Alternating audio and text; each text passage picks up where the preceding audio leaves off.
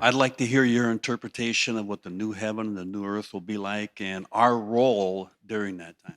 Okay, that's a really good topic.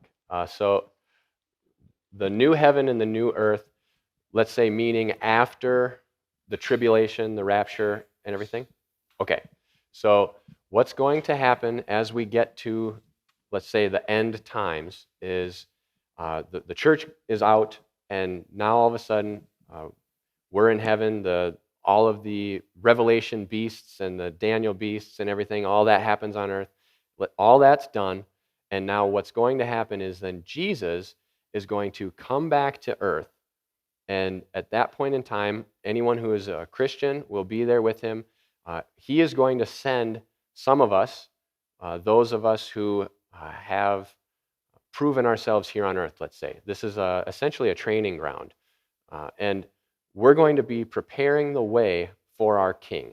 And he's going to come down here, and then there's going to be the 1,000-year reign here on earth. And what that will look like is 1,000 years of we don't need to worry about anything. We will live here on earth. Here. You might even be in your home, no mortgage, no taxes, no weeding the garden, no home repairs. 1,000 years you'll get to live here on earth with Jesus as our king. Angels around, praising him, all of that kind of stuff. And then when this this is incredible. Like, when you fully grasp what's happening here, it's like you become speechless. You really do. Because we are going to die, obviously, and we go to heaven, and then we wait. We're waiting until the time comes. We don't know the hour. And when that hour comes, it's like, I just think, like, we're going to be just like, come on, let's go, let's go, let's go.